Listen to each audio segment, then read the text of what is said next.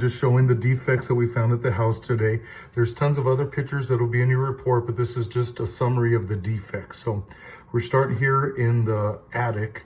You have a whole house fan, which works as air conditioning. You turn it on and it sucks all the air out of the house, blows it out through the roof. The louvers are not opening all the way. It did activate and it was working, just not working completely properly. We have some siding that the sealant, the caulking has dried up, shrunk, needs to be resealed in numerous areas. We have one hairline crack on the brick right at the front of the house. It's a hairline crack. I want you guys to monitor it, try to keep water away from this whole area so we don't have any more movement. The garage door at the rear of the home, it looks like they had probably a dog door installed and they covered it up. The deck at the rear of the home doesn't have very good spacing. I can't see underneath it, but the spacing might not allow for it to drain. So I want you to make sure you shovel it, try to get that moisture, that water off of there so it doesn't start curling. I did notice there's some wood on that deck. It's hard to see underneath it, but there's some wood that is in direct contact with soil or earth, which will rot if we don't keep it moisturized. We have one outlet at the rear of the home. You can tell that the box wasn't installed right. I'm afraid water can get in there. It should be a double box. You can see gaps in it where water, snow, rain might be able to get in there.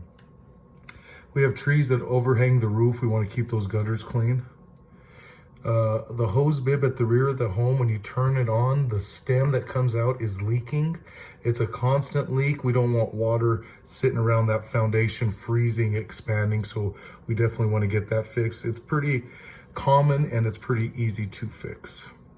Garage door should be fire rated and self-closing so gases from our car don't enter the home. It's not self-closing. Bifold door in the master bedroom closet was off the track.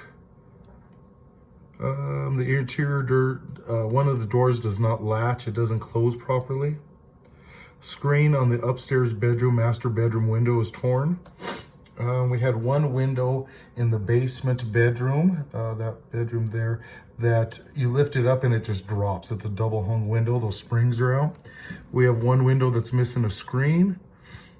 Spindles for our handrail should not be over 4 inches. We don't want small dogs or animals or kids to fall through them.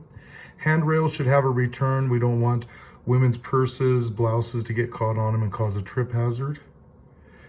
These are all things to better the home, guys, things that we see every day in homes this age, but we're always trying to figure out a way to better the home. The sealant in the upstairs hall bathroom, so the grout is missing in areas. We don't want water to get behind that tile system. We want to seal up that wall system real nice.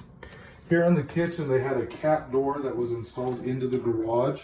They did fix the garage door side, which helps prevent gases, fire hazards, but they didn't fix it here in the kitchen. So you have a door there that's not for anything. These outlets in the kitchen are non-GFI protected. We want to have those reset buttons. We want them to trip in case of an emergency, in case they're needed around water sources. I found 2 lights here and here, light fixtures. They don't appear to operate anything. This other light fixture operates the garbage disposal. This operates your lights. So I don't know if they were intending to try to put something underneath here, but I'm just calling it as I see it, that I can't figure out what they're for, and they're not operating anything. The gas fireplace, the handle's a little bit loose. It didn't turn on, and I did notice some cracks in the brick firebox. Those are things I want to get fixed. This is probably the biggest issue of the house. You have a Federal Pacific electrical panel. Google Federal Pacific. They have these stab lock breakers, these red breakers that have known to have fire hazards. They've lost their UL listing as a company and they can't sell these breakers anymore. It would be called out definitely when you go to sell the house. So if you could try to get that replaced now, would probably be beneficial to you. With that panel, they put some knockout plates in there. Well, they just screwed this metal plate over these holes. This is the dead front of the panel. And you can't have screws like that. You could just poke one of those wires and just have major problems. No screws should go into that panel that are sharp. And the panel is just damaged. So we've got some issues there with that electrical panel. The furnace did fire. It did fire on normal controls. It is in the crawl space, so it will get dirty. I want you to really clean those filters. It is running properly. Right now I'm just seeing that the flares on the furnace, the jets are kind of all over the place. It's a combustion thing of gas and oxygen, and I think if we tune it up, if we get it, we could run it a little bit more efficient and more effective, but it is working and it is heating the house.